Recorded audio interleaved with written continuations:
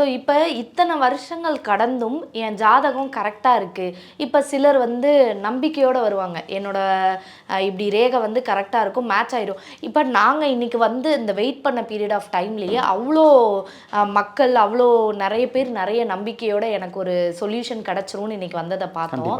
அப்படி வந்ததை பார்த்தப்ப எனக்கு ஒரு டவுட் வந்துருச்சு, இது எப்படி ஒரு கைரேகையை வச்சு அவங்களோட சோடி எடுக்கிறாங்க?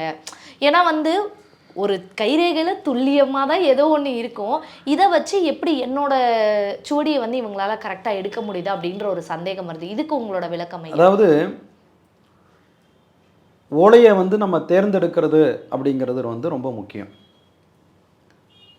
இந்த பிறப்பில் நம்ம யாருங்கிறதுக்கான உள்ள அடையாளம் நம்மளுடைய அப்பா அம்மா, நம்ம கூட பிறந்தவங்க, நம்மளுடைய கிரக அமைப்பு, அதை மட்டும்தான் நம்ம எடுக்கிறோம்.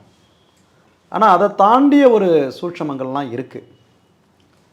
அதாவது ஒரு ஓலையை, ஒருத்தவங்களுடைய ஓலையை எடுத்து படிக்கும் பொழுது அந்த ஓலையில் வரும், இன்னார் தான் இந்த ஜென்மத்தில் உங்களுடைய தந்தையார், அப்புறம் உமையவளுடைய பேருன்னு வரும். அந்த உமையவள் பேர் அப்படிங்கிறதுல கூட தாயாருடைய பேர் வருது. அதில் உமாதேவின்னு வரலாம், மகேஸ்வரின்னு வரலாம், ராஜேஸ்வரின்னு வரலாம். அதை கூட நம்ம வந்து செக் பண்ணணும் அந்த இடத்துல. ஏன்னா ஒரு பாயிண்ட் மாறினாலும் அந்த ஓலை வந்து அவங்களுக்குரியது கிடையாது. ஓகே, அப்பா அம்மா பேரை மட்டுமே வைத்து இதை வந்து தீர்மானிக்கக்கூடிய விஷயம் இது கிடையாது. பிறப்பை பற்றி ஃபுல்லாக வரும். அந்த பிறப்புங்கிறதுல வந்து அவங்களுடைய பிறந்த எத்தனை நாழிகையில் இந்த குழந்தை வந்து இந்த புவியில் வந்து உதிச்சுது அப்படிங்கிற ஒரு விஷயம் இருக்குது.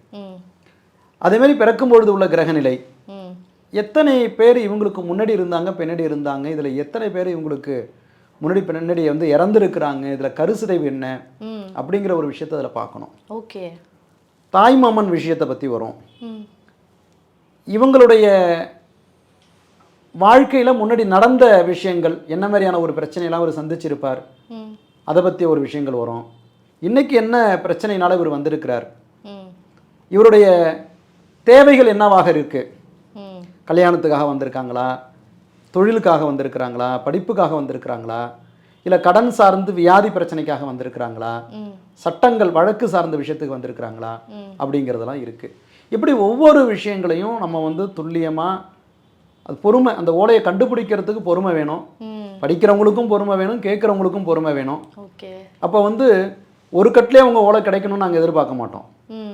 3 கட்டு போனாலும் அந்த 3 கட்டையும் உட்காந்து பொறுமையாக படிப்போம்.